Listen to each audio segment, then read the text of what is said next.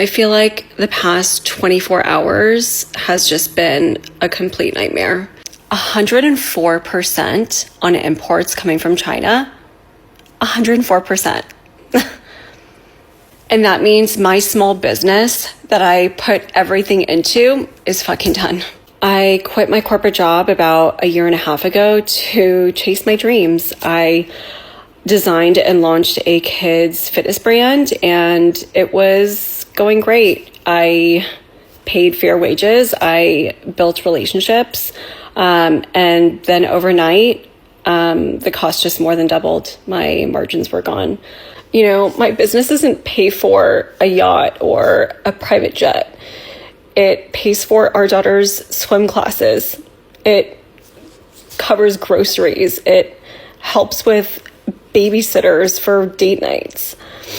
This isn't just numbers on a policy sheet. It's real people, real jobs, real families, and now I'm back at square one. Trump voters are breaking down in tears as they realize the man they trusted is turning against them. Americans are losing their jobs, their social securities, their health care, and now it's like you can't even criticize Trump for doing all of that. Trump puts on a tariff and China puts on another tariff, and then Trump puts on a tariff and then there's another tariff from China. My future is being dictated by a dick measuring contest of existential proportions. And you want me to be calm about what? Maybe y'all saw the news out of Nebraska today. Apparently our entire state is gonna go bankrupt in 2 quarters.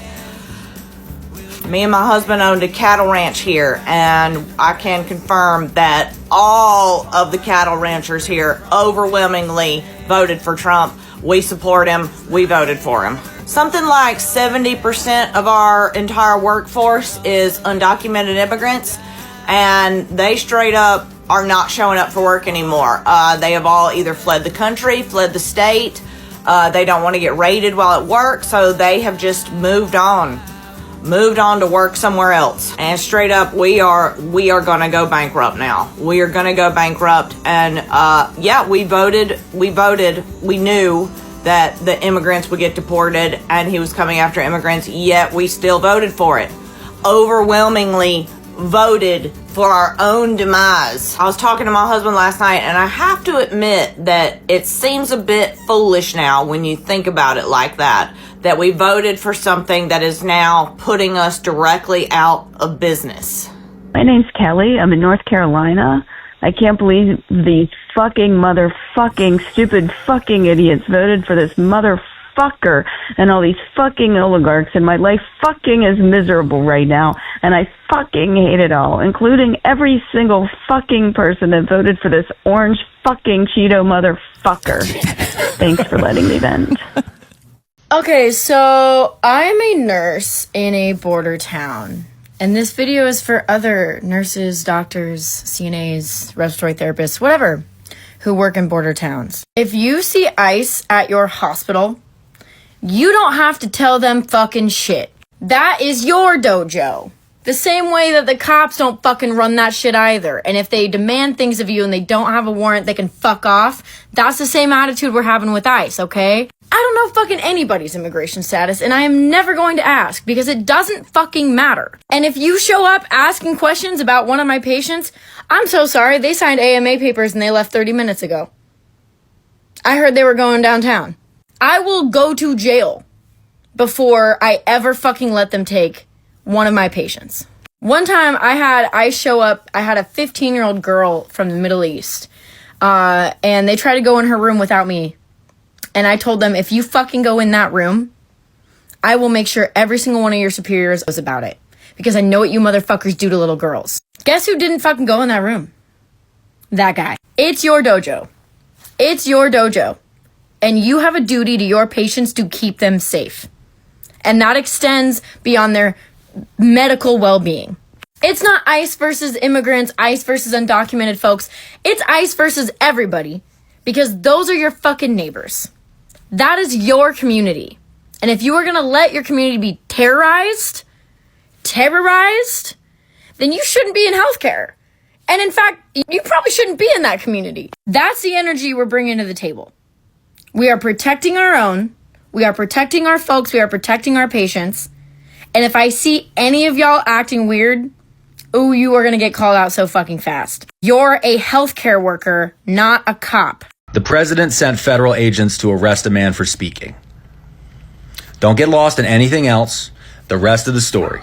The president of the United States sent federal agents under direct orders to arrest a man for speaking.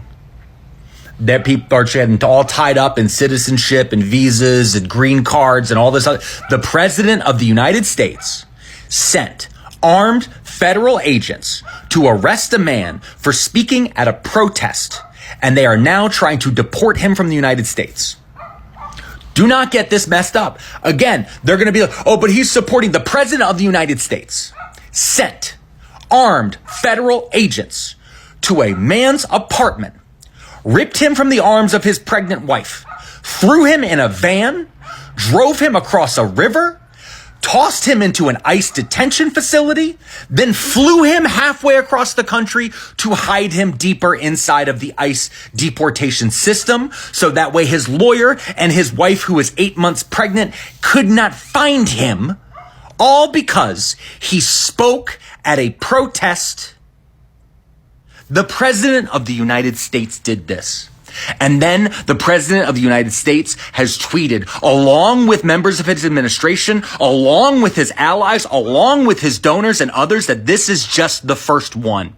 The president of the United States is declaring that the First Amendment is dead, that the only speech that is protected is speech that Donald Trump allows. That is what this entire moment is. And anyone who tries to claim otherwise is lying to you, or hoping that it isn't happening. Pull your head out of the sand. The president of the United States is arresting people for their free speech. And if this continues, we don't have a constitution. So Trump just destroyed my business, my small business. Trump announced his massive tax plan on items coming from other countries. He says that the countries are going to pay that. That's false. It's the person bringing it in. And I own a small business. I've been in operation since 2018. I've been incredibly successful, basically doubling my business every single year. And it's not a product that can be made here in the United States. But I've had a lot of people say, well, what about the tariffs before? Yeah, I didn't have any. That was 0% tariffs for me, 0% tax. He added 10% in February, then he added another 10% in March, and then yesterday he just announced an additional 34% on top of that. So for all products coming in from China, that is now 54%. So most retail goods, stores, products, there's about a 30 to 40% profit margin, okay? Profit margin. That profit margin, a lot of the times, that's not even a living wage, okay? But that 30 to 40% is how the people that own that business are able to, live. And then there's still other expenses on top of that. 54% tax is more than the profit that most retailers or business owners would make. Well, a 54% tax. And I'm just paying that money straight to Trump.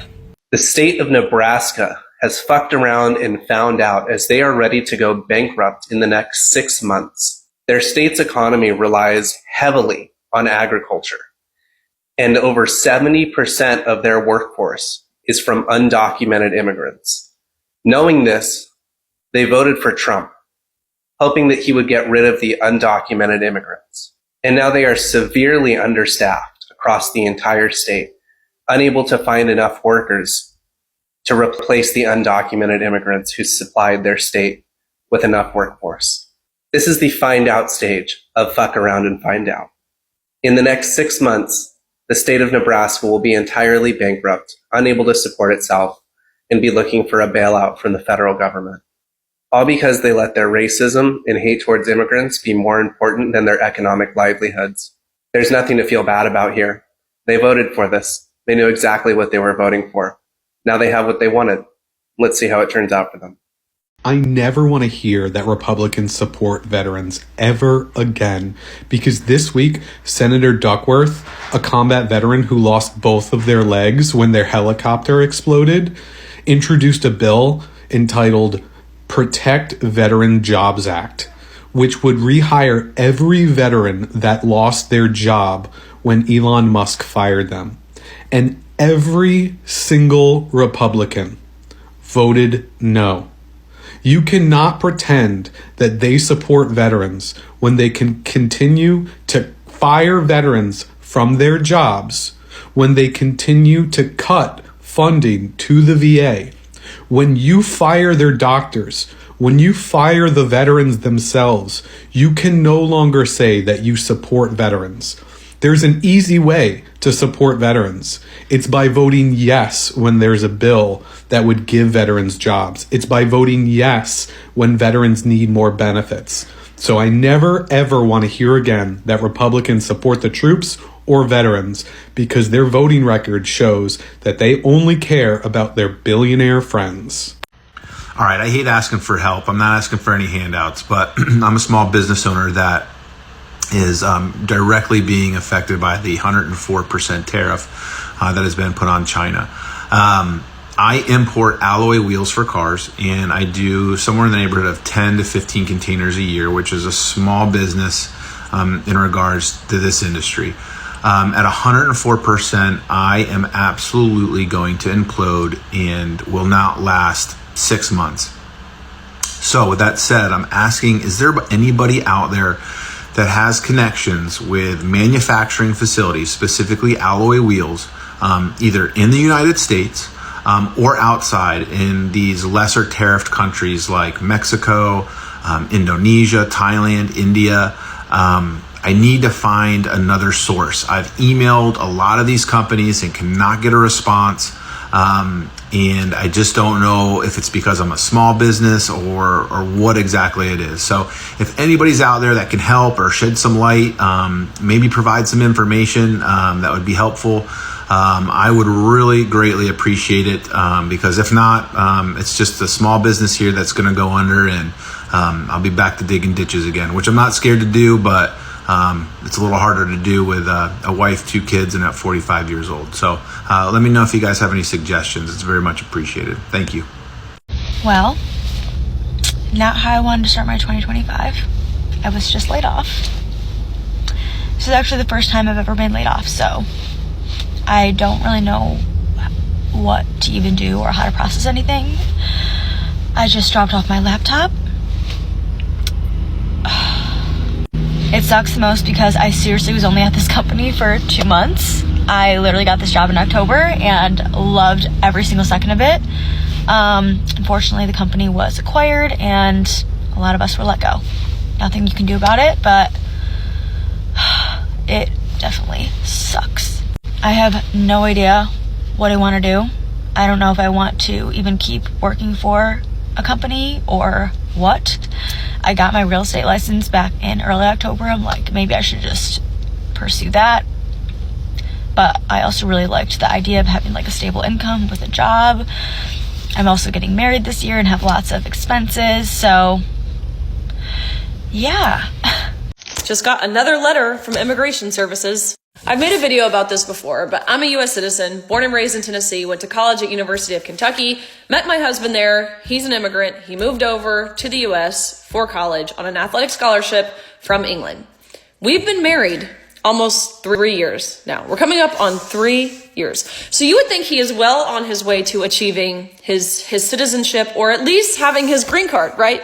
No, wrong. But this is what they do. This is what they do to people who do it the right way. I can't even tell you how much money, thousands of dollars, we have spent on the different forms and applications and immigration lawyers and all of the different things. All for everything to expire on their time anyways. And for all you people who say, oh, Riley, your husband's here illegally, he should be deported. Just so you don't understand immigration, he is very much here legally. There are other ways to obtain residency than a green card, like visas or advanced parole. Or those of you who say, this is what you get when you voted for Donald Trump.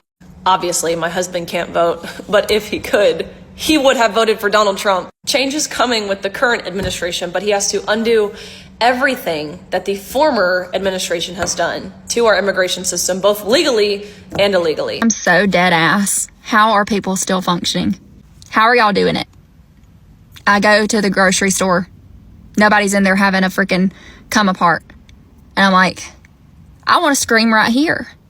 Y'all don't see what's happening? Y'all don't see what the White House posted online for everybody to see? That we have a king? That they posted the ASMR videos? Y'all don't see that? Am I crazy? Y'all just out here acting like it's a regular Thursday. Nothing to be seen here, folks. Normal day in the neighborhood. Mr. Rogers. Crashing out. I don't know which way is up. I don't know which way left from right, up and down. It all feels the same. I don't know what it will take for people to wake up. This is crazy. This is crazy making. And it is by design crazy making. Because they know that if people can form a coherent thought, that they'll see the bigger picture. But they're throwing so much shit at us that we can't even form coherent thoughts because it's breaking news every 2 seconds. I literally don't even know what I'm trying to say other than we're not alone. I'm a blue dot in a red state. It is so isolating. I'm also a blue dot Christian. That is so isolating. The only thing that is keeping me sane is seeing the other people from other nations that are speaking out against what's happening, that are telling me that it is as bad as I think it is. Hi everyone, please pardon my appearance as it is after 4 a.m. on Tuesday, February 18th, and I wanted to come on here as one of the thousands of federal employees who lost their job with the federal government this weekend. More specifically, I was removed from my position through an email from an unrecognized HR account from my agency around 1 p.m. on Saturday of this holiday weekend. No one within my chain of supervision was involved in this decision. I have gone through the entire range of emotions this past weekend. There is a lot of sadness in my heart. There is also a lot of anger. This is not my typical content, but this is something that I need to say. To my fellow Americans, I want to take a moment to acknowledge my mistake and express my deep regret for voting for President Trump. When I cast my vote, I genuinely believed that I was making a choice that would help our country. I believe the promises about lowering inflation, fixing the economy, and putting America first. I thought I was supporting somebody who would bring strength and stability. But now I see that I was misled. I had the wool pulled over my eyes, and I fell for the empty promises instead of looking at the reality of his actions. The truth is, I was naive. I failed to see through the lies, the fear-mongering, and the divisiveness. I ignored the warnings from those who did see this coming. I didn't fully grasp the damage that could have been done, not just to our economy, but to our democracy, to our institutions, and to the very fabric of our society. And now, looking at everything that has happened, I have an overwhelming sense of regret. I think maybe shit's starting to sink in for Trump supporters that, like, all the stuff that they deluded themselves into thinking, oh, we're not voting for that, we're voting for this. They actually did vote for all of that. So my mom gets a call last week before from an acquaintance she has here in the county that we both work in. We're both lawyers. And he has some friends who need to get a power of attorney executed to grant him the authority to sell their property in the event that they're forced to leave the United States because they are here on visas. Now, sadly, their visas are up in the air. They're having to hire an immigration attorney, go to a hearing, see if they're going to be able to stay here. Their entire lives are here. They left the country that they're from because one of them had family members murdered by the cartel. They were no longer safe there. So they came here legally. They did it the right way that you guys like to bitch about, right? And then now, even now, they've opened business, they have property, they're active members of our community, and even now, their futures are uncertain and up in the air. So anyway, they come in, my mom helps them with the power of attorney. You know, she's really apologetic to them. She's like, I'm so sorry that you guys are going through this in the first place. It's just abhorrent what our country is doing right now. I did not vote for this orange man. I'm so sorry. So many of us did. And of course, she knows the other guy in the room voted, right? Like, we know. So anyway, they execute the power of attorney. They're going to leave. The friend asks, how much do they owe you? And my mom looked at him like he's a crazy person and said, absolutely nothing. This is the least that I could do. They should not be going through this. This is the least I can do. And sent them on their way. Okay? Then we're having a conversation with a coworker later that day, also someone who voted for Donald Trump, and telling her about this. And we're like, it's so sick that this is happening. It's so sick. It shouldn't be happening to anyone, but even people who did things the right way. You know what I mean? Like, it's just proof that everything that the politicians were saying about like, well, we just want people to do it legally. We just want this. It's all bullshit. They actually just want to get rid of anybody who doesn't look like us. And she was like, no, there's no way. That's not who we're worried about. That's not who the government's worried about. There's just no way. They're going to get that fixed at the hearing. Because there's no way. Asylum seekers, we're not worried about them. We're worried about illegals. And I looked at her and I said, what, when they go to that hearing, if the government says, hey, you can't stay here any longer, they have two choices. They can up and leave their entire lives behind, their families, their friends, their business, their money, their assets, their home, to go to a country where they're not safe, that is not their home, where they're in active danger, where their family has been slaughtered, or they can stay. And if they stay, they become the illegals you say the government's worried about. There's no difference between them a week ago and 2 weeks from now, right? They are no more dangerous. They are not different people. They are no less valuable members of our community. But they are now the illegals that you say the government wants to go after, and that's all they're worried about. And that you think the government's justified in going after and treating however they want.